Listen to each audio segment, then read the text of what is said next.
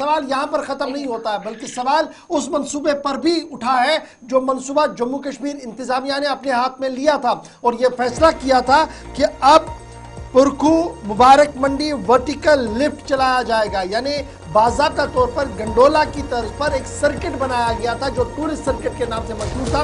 कहा गया था कि यहाँ पर हम बाज़ाब्ता तौर पर गंडोला राइड चलाएंगे जिससे मजहबी सयाहत को यानी रिलीजियस टूरिज्म को प्रमोशन मिलेगा।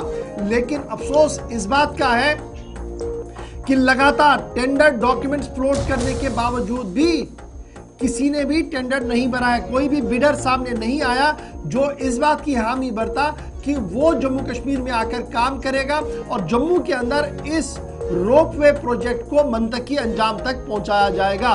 कंसल्टेशन फर्म्स के साथ दोबारा की जाएगी, इस तरीके की बात कही जा रही है। और याद रखिएगा टेंडरिंग प्रोसेस, ये इंस्टॉलेशन जो करना था पुरखू Mubarak Mandi vertical lift project, ये नवंबर 2023 में हाथ में लिया गया था। कई मरतबा इसकी एक्सटेंशन डेडलाइन की हो गई है, लेकिन अभी तक भी किसी भी पार्टी की तरफ से ये इंटरेस्ट जाहिर नहीं किया गया कि आइए हम यहाँ पर इसको पाए तकमील तक पहुँचाएंगे। अब ये माना जा रहा कि पहले समझ लीजिएगा ये कहाँ से था।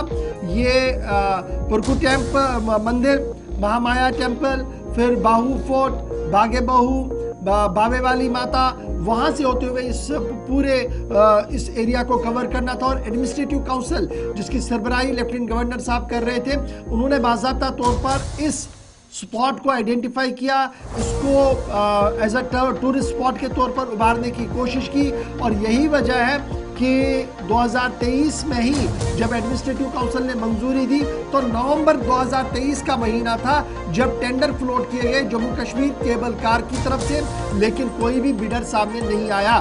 तब से लेकर अब दिसंबर, नवंबर तो इख्तिताम पर है, कल हम दिसंबर में चले जाएंगे।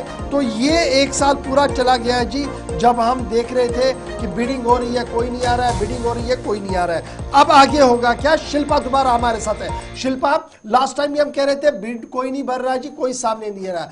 क्या इतने ज्यादा सख्त कानून कर दिए गए हैं, इतना ज्यादा टफ मामला बनाया गया है कि कोई भी बिडर नहीं आ रहा है, कोई भी फर्म नहीं आ रही है जो ये बताए कि चलिए गवर्नमेंट का ये मंसूबा है, ये प्लानिंग है, इसको मैं एग्जीक्यूट करूंगा और ऐसे एग्जीक्यूट करूंगा, या कोई नेगोशिएशन हो? क्या केबल कार के पास अब बिल्कुल कोई विकल्प नहीं बचा? किस तरीके से इस प्रोजेक्ट को वो पूरा करेंगे अब?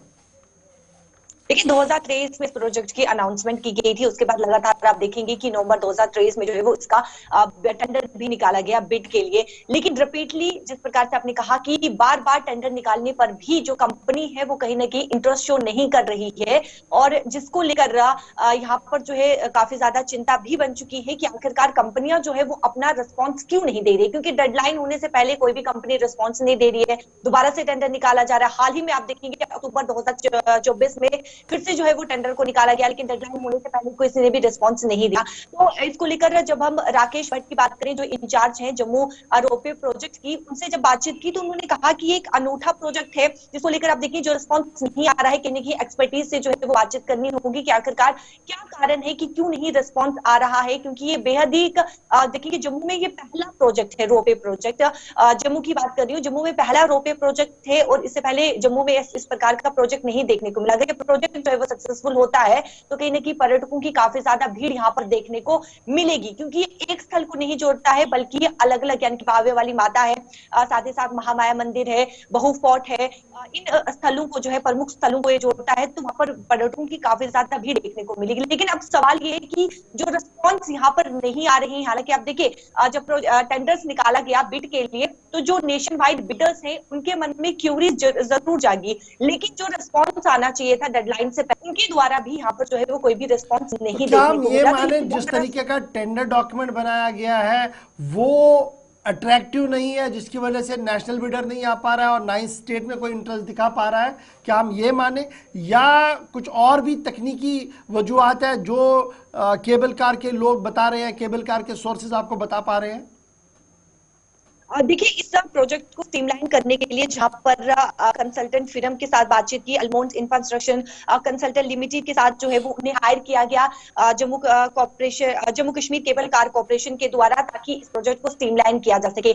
लेकिन इस भी कि ये जो जिस प्रकार से स्टेप उठाया गया, ये भी कहीं ना कहीं जो है वो विफल होते हुए नजर आया। तो जो टेंडर, जिस प्रकार से आपने कहा कि दो संभावनाएं है, जो टेक्निकल इश्यूज यहाँ पर आ रही हैं, या फिर जो टेंडर में जिस प्रकार से डॉक्यूमेंट्स बनाए गए हैं वो कहीं ना कहीं कंपनी को अट्रैक्ट नहीं कर रहे हैं, जिसके चलते रिस्पॉन्स जो है वो इस समय बिल्कुल भी नहीं, एक भी रिस्पॉन्स जो है वो नहीं आ रहा है। तो टेंडर उस हिसाब से होना चाहिए जो कंपनी को जो है वो अट्रैक्ट कर सके, कंपनी जो है वो जल्द से जल्द इसमें जो है वो रिस्पॉन्स दे सके। तो इन सब पर इस समय जो है वो काम किया जा रहा है ताकि कंपनी जो है वो अपना रिस्पॉन्स जो है वो पेश कर सके। चलिए, बहुत शुक्रिया शिल्पा हमारे साथ ज्वाइन करने के लिए।